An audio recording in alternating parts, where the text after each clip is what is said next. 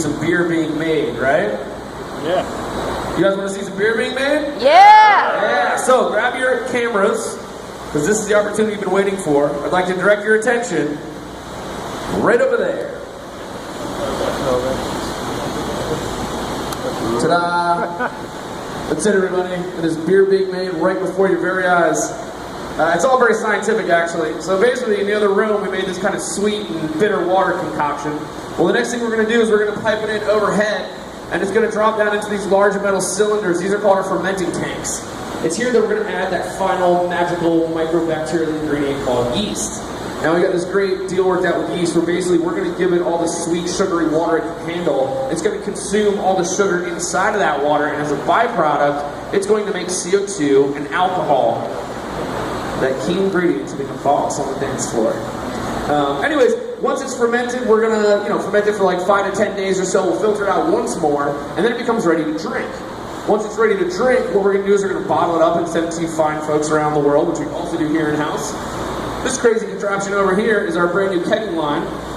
It used to be that our brewers had to manually hand pump the kegs full by themselves. They were producing like 3, maybe 4 per hour.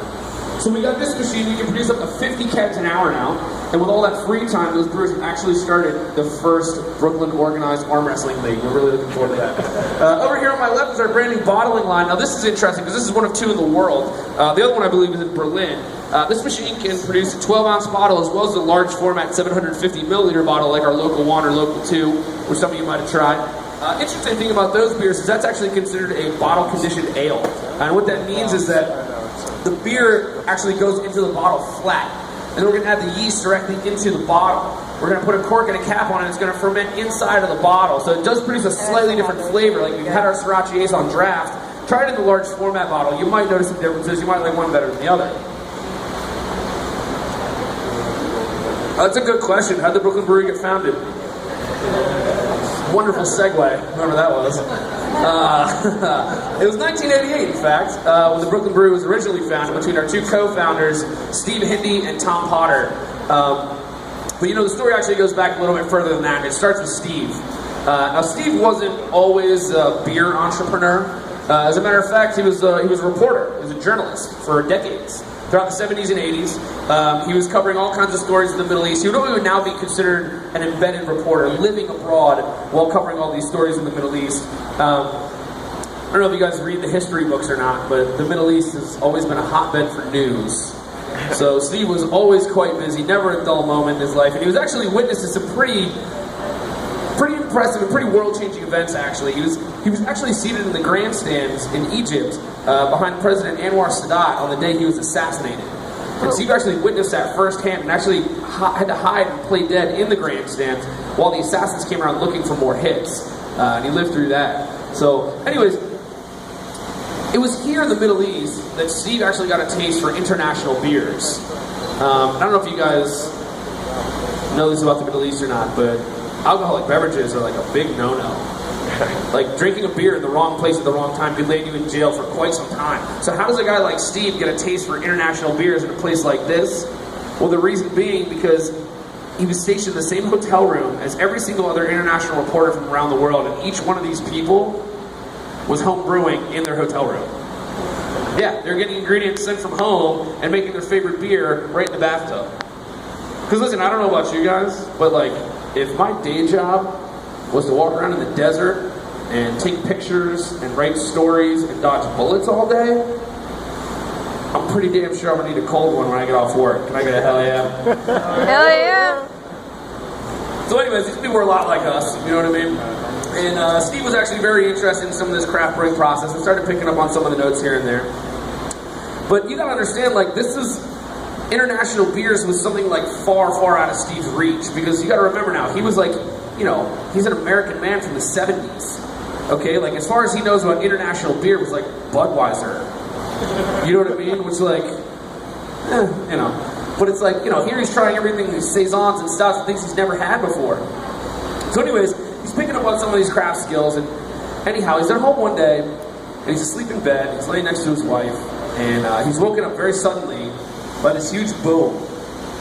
And he sits up in bed, and his wife sits up in bed, and the kids come running in from the other room, and that huge boom was actually a bomb going off in the lobby of their hotel. Well, it was at this point that Steve looks around. He's like, you know, I think we've had enough of the Middle East. It's time to go back to New York.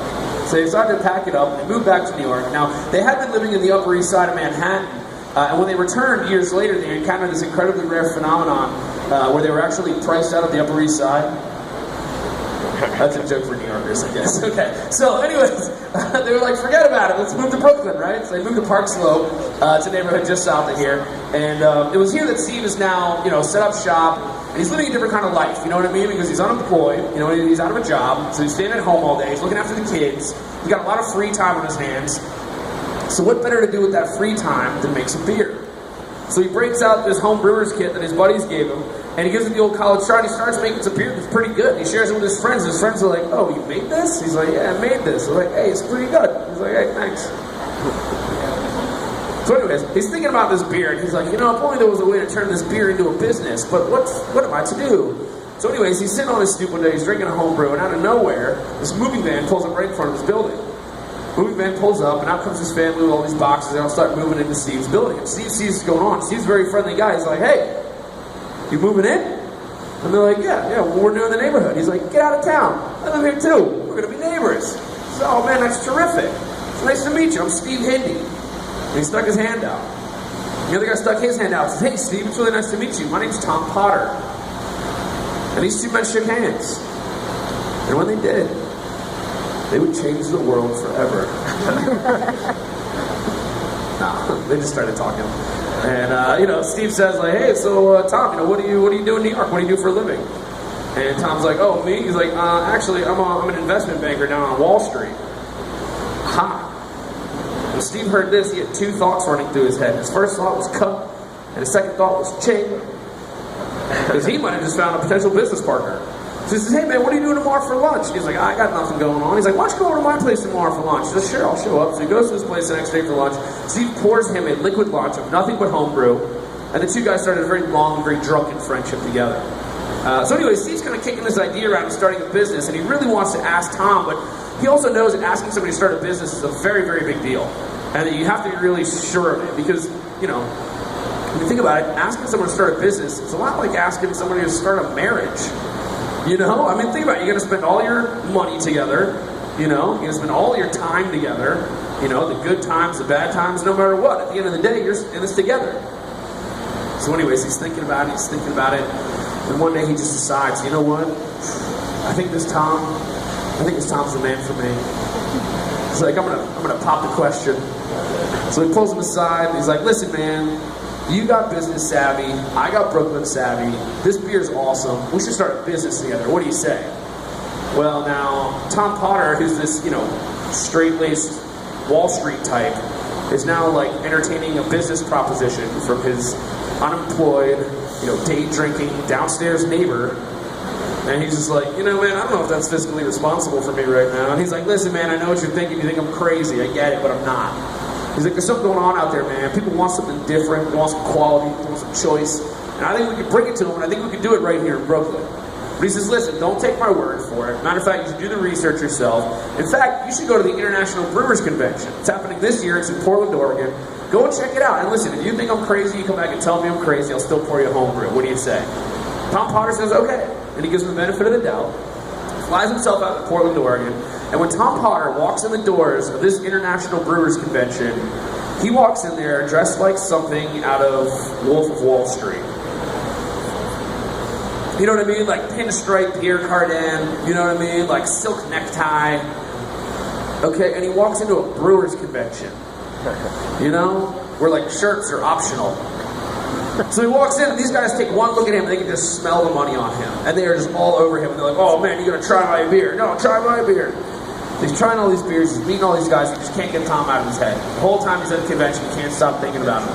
The whole time he's on the flight back, the whole time he's in the taxi, the whole time he's back in Brooklyn, until finally he goes and knocks on his door and says, you know what, man, you're on, let's do this. And the two guys shook hands, and they actually founded the Brooklyn Brewery. It was 1988 when that happened. So shortly after that, they started brewing a beer that was a recipe that Steve found in his grandfather's chest. It was a pre-Prohibition era lager. It's a beer, you guys might have heard of it before. It's called Brooklyn Lager. It's the same one we make to this day. So anyways, they started producing this beer, and they started producing it at this contract brewing company upstate. For those of you that don't know what a contract brewing company is, it's basically like a warehouse with all the machinery, all the mechanisms to make a beer. You just bring your own ingredients and your own recipe, and off you go. So they started producing this beer, they started selling it around town, and it started to take off. People were actually asking for it. The problem was, because they were bottling it in this contract brewing company, it was getting put into a bottle with no label on it.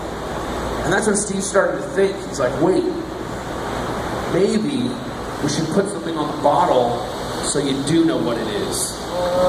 Genius, tell me guys. So anyways, he's like, listen, we got to get a logo made for our company. And the two guys decide they're going to hire the best in the business to make their logo. They're going to hire a guy named Milton Glaser. Anybody know this name, Milton Glaser? Gold Star, if you know who I'm talking about. Very, very famous New Yorker. Very well-respected artist and designer.